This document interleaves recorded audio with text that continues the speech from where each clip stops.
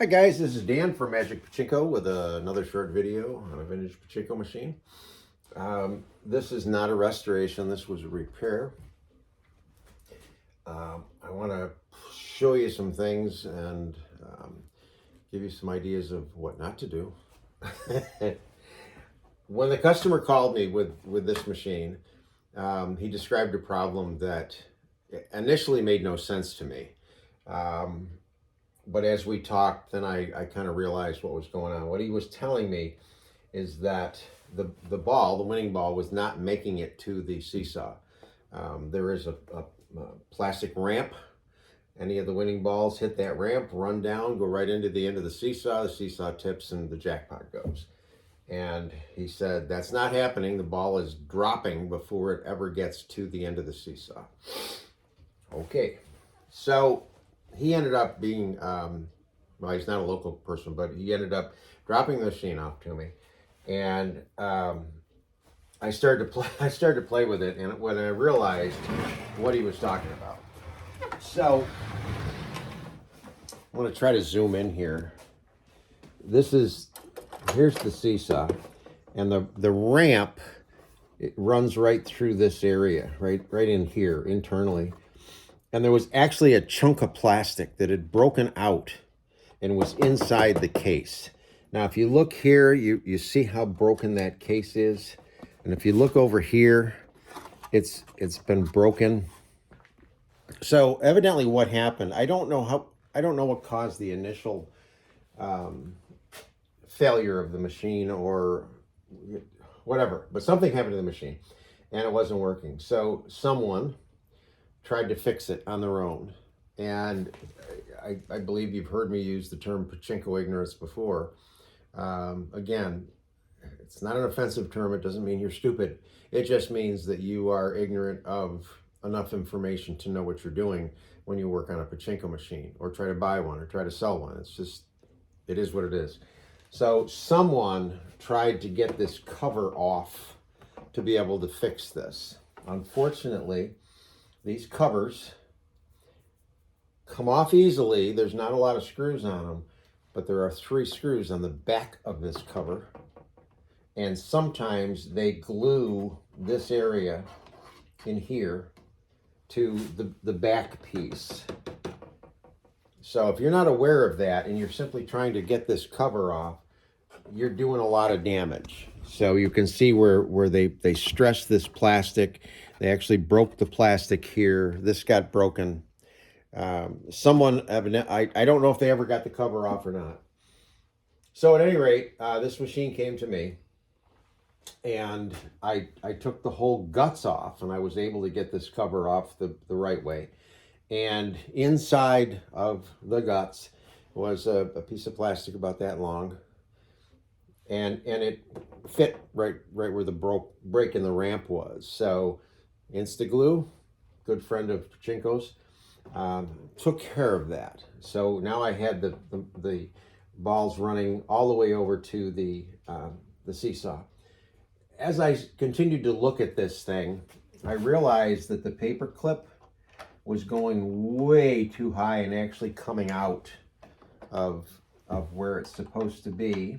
And because of the damage done to this, there was supposed to be a plastic piece, like, I don't know if you can see it or not. There's one underneath right here, there, and there should have been one there. They're limiters. So it lets this move as much as it needs to, but it doesn't let it move so far that it would fall out. So what I did, I had a couple of choices. I could either glue a piece of plastic in there, or I can't do this one-handed, sorry guys.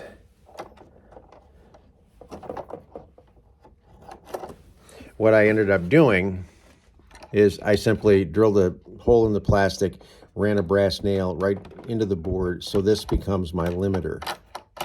Okay, so that took care of that problem. The taking apart of the cover, gluing that piece in, took care of that problem. Someone had taken a short piece of plastic, and I've talked about this before, cut it here and taped it in, which is okay. However, they didn't make it long enough. It needs to come all the way back to this point in your turnaround. So what I did is I just took one of my 3D printed covers. I didn't bother with the spring load or anything. I just got it in there so that it covered the entire track. Again, drilled a hole through the plastic and then ran a nail right into the board so that this is just, if you had to take it off, you could, but there's really no reason for it. So we had to get that taken care of. Then I look up here, and this particular one is all bent and cockeyed. I have no idea what somebody tried to do up there. But the plastic had been melted so that the terminals were like this. It was just a mess. So I had to get all of that taken apart, get these two mounted back where they belong. The solder joints had popped apart, got all of that soldered, and then put in my own pigtail because I asked the customer if they wanted the 12-volt system. These two wires, I'm assuming because they tried to get the cover off, I don't know, had been cut and just twisted back together. So again, that was a fix. The dump chute was broken in half. Yeah, this poor machine was a mess. Fortunately, it was fixable. So I guess my point is that if you don't know what you're doing, don't do it. I'm only kidding. Just be careful when you're trying to take these things apart. You never want to force anything on a pachinko. The only time I've ever had to use force, if you will, and I just learned from experience, this chute, typically on this side of it, where it meets the back plastic here, and it goes like that. You know, this is the back plastic and this is the chute. They glued it, but they glued it 3/4 of the way.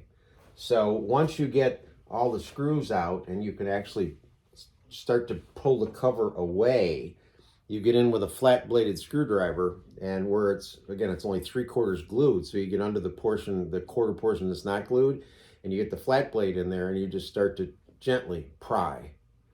And it'll break that bond, that glue bond, and it'll come out, and then everything is in one piece. So keep that in mind. Also keep in mind there are 3 screws on the back side of this thing that you've got to be able to take the guts off and get at the back side, okay?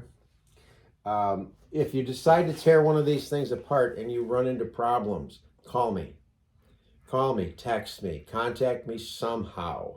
Also keep in mind, I'm a guy that likes to talk on the phone. That's how I grew up. I don't mind texting, but the problem with texting is that one question leads to another and another and another and another, and it's just much easier to talk to people on the phone. I enjoy it. I love talking to you. I'll talk to you anytime as long as I'm not just, knee deep in shit myself. But call me, text me. You can, whatever, just contact me. I'll be glad to help you out. I don't like to see this happen to pachinko machines. Again, it's not really whoever did this, it's not their fault. They just didn't know enough, but it really made a mess of this machine. But fortunately, it's fixable. It's up and running.